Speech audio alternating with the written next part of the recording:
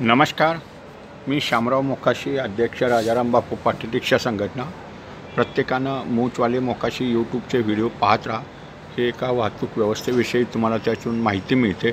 शिवाय आपलं काम कसं जलद गतीनं होईल, शासनाच्या फीमध्ये होईल, याच्याबद्दल तुम्हाला ह्याच्यात माहिती सांगितली जाते। आता शासनाचं पेपरलेस सेवा ही सर्व विभागांची चालू झालेली आहे आणि RTOचं तर पेपरलेस सेवा ही आता चालू झालेली आहे। त्याच्यामुळं RTOला जाण्याचं, पैसे द्यायचं काय नाही, संगणकाच्या माध्यमातून सेवा चालते। हिचं एक मोठी टोळकी आहेत आणि RTOवाले त्या टोळक्याच्या माध्यमातून लाच खाऊन गोरगरिबाला उद्या या परवा या हे त्यांचे धंदे चाललेले असतात शासनाच्या अधिकाऱ्यांचे। आता आपल्याला छेद द्यायचा आहे आणि पेपरलेस सेवेनं प्रत्येकानं काम करायचं आहे। तर आता पेपरलेस म्हणजे पेपरच द्यायचं नाही, ऑनलाईननं काम करायचं आहे।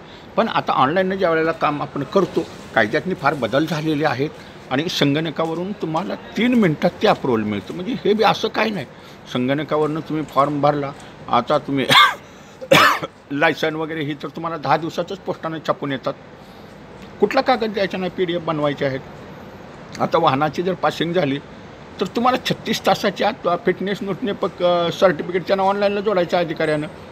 पण आपण म्हणतो RTOवाला आणि ही मधली टोळकी असतात, यांच्यामुळं हे अनेक विषय झालेले आहेत। तर आता प्रत्येकानं, महाराष्ट्राच्या जनतेनं ऑनलाईन तक्रार ह्या करायच्या आहेत।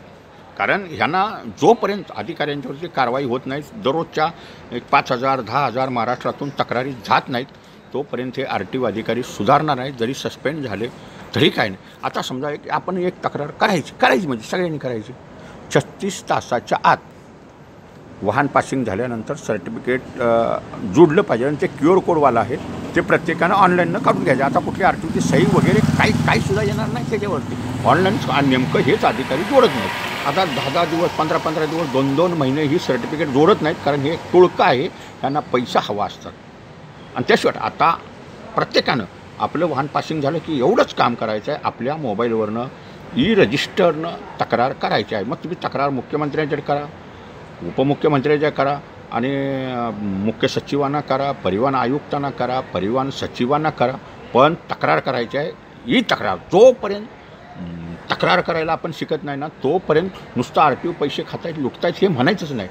आता मग पहिलीच तक्रार प्रत्येकाने घ्यान करा। प्रत्येकाने ज्यांची वाहनं पास झाली, ज्यांची फिटनेस सर्टिफिकेट 48 तास झालं तरी ती जोडलेली नाहीत, बिनधास्तपैकी प्रत्येकानं तक्रार करा। आणि कुठल्या RTOची गाडी आहे, तुमचा गाडी नंबर आणि तुम्हाला त्या अधिकाऱ्याचं नाव, तुम्हाला जर आपण नेम प्लेट असते त्यांची पासिंग कल्पना, त्या अधिकाऱ्यानं माझी ह्या तारखेला गाडी पास केली, अजून सर्टिफिकेट जोडलं नाही, ह्यांच्यावर निलंबनाची कारवाई करा, चौकशी करा। बस हे तक्रारमध्ये टाकून द्या। प्रत्येकानं ही पेपर वापरायचे आहेत आणि तक्रारच पहिल्यांदा करायला शिकायचे। तक्रार केली की ते आपोआप पोपटासारखे बोलतील आणि मग जनतेला कामं करतील। पण प्रत्येकानं तक्रार ही केली पाहिजे, नाहीतर तो गुरु बोलतोय, हे बोलतोय।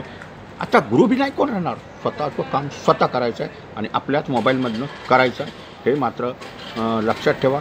धन्यवाद।